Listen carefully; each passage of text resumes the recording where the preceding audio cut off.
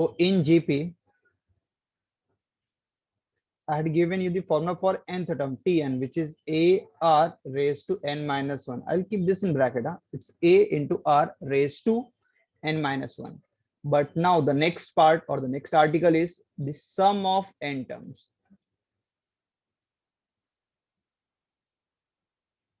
ये तुमने previous standard में भी पढ़ा रहेगा, 10th स्टैंडर्ड में, कि अगर तुमने एपी पढ़ा रहेगा तो एपी में भी तुम्हारे पास दो थे, एक nth टर्म का फॉर्मूला था which was Tn, and then sum of n terms का भी फॉर्मूला था which is Sn. तो यहाँ पे भी सेम, जीपी में भी Tn that is nth term का फॉर्मूला है, and now we have sum of n terms, मतलब Sn का भी फॉर्मूला है. Sn का फॉर्मूला देखो क्या है, इसके दो फॉर्मूले हैं. पहला फॉर्मूला है a in bracket r raised to n minus 1, 1 नीचे, हाँ पावर में नहीं, nth टर्म में वो पावर में रहता है बट Sn में वो नीचे है, सिर्फ r raised to n ऊपर है, r raised to n minus 1 the whole upon r minus 1. This is r greater than 1 के लिए एप्लीकेबल है. और इसका दूसरा फॉर्मूला भी है Sn का, a 1 minus r raised to n upon 1 minus r, बस उल्टा लिख देंगे, 1 minus r raised to n upon 1 minus r when r is less than 1. तो या तो r greater than 1 रहेगा या तो r less than 1, मतलब या तो 1 से ग्रेटर या तो 1 से स्मॉलर. ये दोनों कंडीशन में याद रखना कि r कभी भी 1 के इक्वल नहीं होगा, दैट इज श्योर, ये मेन कंडीशन है. ठीक है, r 1 के इक्वल नहीं रहेगा, या तो r 1 से बड़ा रहेगा या तो छोटा रहेगा. अगर बड़ा रहा तो you have to use the first formula, अगर छोटा रहा तो you have to use the second formula. Sn का फॉर्मूला है a r raised to n minus 1 upon r minus 1. This is my first formula, and this is Sn का second formula है a. Terms को swap कर देंगे, मतलब 1 पहले आएगा और r वाला टर्म बाद में, तो it is 1 minus r raised to n upon 1 minus n. तो अकॉर्डिंगली तुम्हारे पास क्वेश्चन में तुम्हें r के बेसिक पे डिसाइड करना है कि फर्स्ट फॉर्मूला यूज करना है कि सेकंड. ठीक है, एंड दोनों ही सम ऑफ n टर्म्स का फॉर्मूला है. थोड़ा सा मैं यहाँ पे बेसिक बता दे रहा हूँ. एक मैं जीपी का सीक्वेंस ले रहा हूँ, जीपी में है ऑलरेडी, एग्जाम्पल है, it is first term 1 2 4 8 16 and so on, ऐसे n टर्म्स है मेरे पास. ठीक है, तो अगर समझो कि अगर तुम्हें ये जो जीपी का सीक्वेंस है, अगर मुझे बोला है कि इसमें ए और आर क्या रहेगा, A represent the first term and r represent the common ratio. First term it's my 1, तो a की value 1. r common ratio GP में दिया है तो बस डिवाइड करके निकालना है, 2 डिवाइड बाय 1, 2 बाय 1 इज 2, तो कॉमन रेशियो मिल गया. कोई भी अगर जीपी में दिया तो कोई भी दो टर्म्स के बीच का तुम डिवाइड करके रेशियो निकाल सकते हो. तो हमेशा 4 अपॉन 2 करना है, 2 अपॉन 4 नहीं, 4 upon 2, that's 2, everywhere it is 2 only. अब देखो अगर मुझे क्वेश्चन बोला है कि सम ऑफ 3 टर्म्स निकालना है, what I have to calculate, sum of 3 terms, that is S3 निकालना है. तो सम ऑफ 3 टर्म्स का मतलब होता है इनिशियल 3 टर्म्स का addition, that is 1 plus 2 plus 4, 4 plus 2 6 plus 1 7.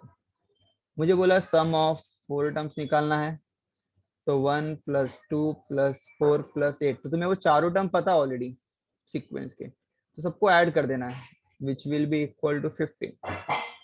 अगर सम ऑफ से 5 टर्म्स निकालना है तो बस जो भी तुम्हारे पास इनिशियल 5 टर्म्स है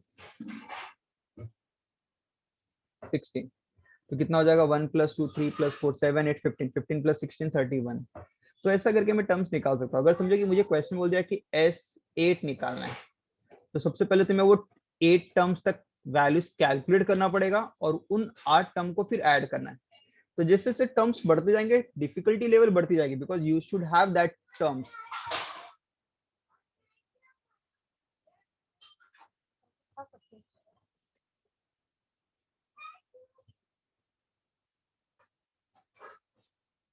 सो अब इसको यूज कैसे करेंगे इन Sn के फॉर्मूले में, ध्यान से देखो. I am going to use Sn का formula, sum of n terms. सबसे पहले मैंने a और r चेक किया, that a is equal to 1 and r is equal to 2। a is equal to 1 and r is equal to 2। तो Sn का formula है a bracket में r मेरा 2 है विच इज ग्रेटर देन 1 है, it is greater than 1, r raise to n minus 1 upon r minus 1। Sn का formula क्या है, a r raise to n। I am going to use r is greater than 1, ठीक है, r की value 2 है।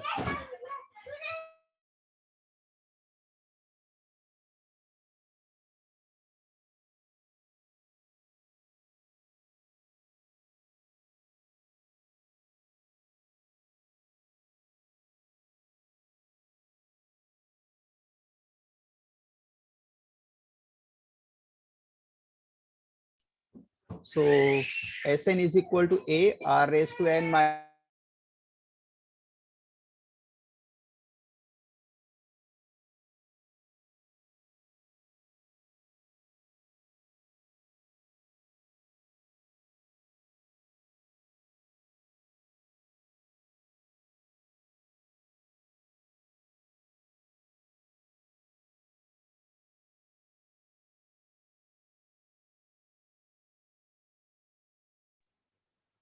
So we have Sn is equal to a r raised to n minus 1 upon r minus 1.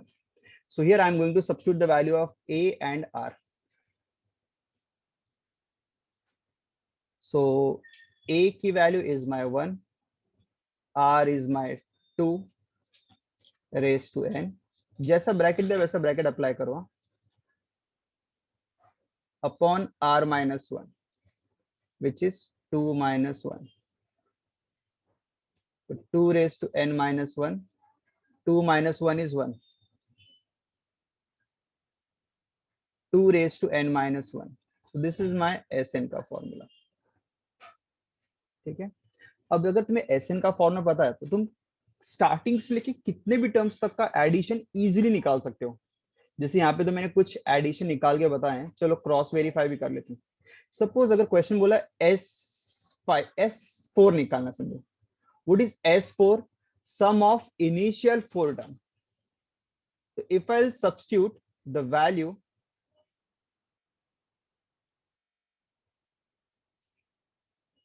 if I'll substitute the value n as 4, it will be 2 raised to 4 minus 1, which is 32 minus 1, which is 31. And you can see देखो answer 31 है। 2 raised to 4, sorry 2 raised to 5 मैंने कर दिया, S4 निकालना था।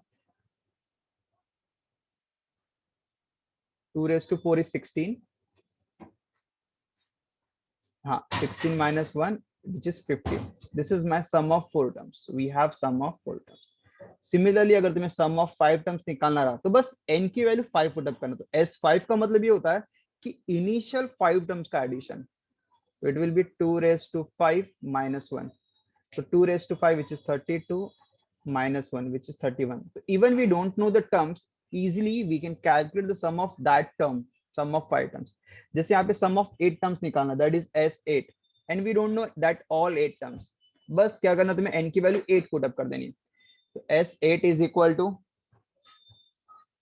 2 raised to 8 minus 1 and 2 raised to 8. We'll calculate 2 raised to 8. 2 to the 4, 2 the 8, 2 the 16, 2 the 32, 2 the 64, 2 the 128, 2 the 256. 256 minus 1, which is 255. That is my 255. So sum of 8 terms is what? 255. So today I had given you the basic about the sum of n terms कैसे करना है। So फिलहाल next time से पहले तुम्हें ये दो फॉर्मूले लर्न हो जाने चाहिए। वैसे अगर एक भी याद रहेगा, दूसरा तुम इजीली बस साइन चेंज करके निकाल सकते हो और एल्स कैलकुलेट कर सकते हो, ठीक है। So here will stop.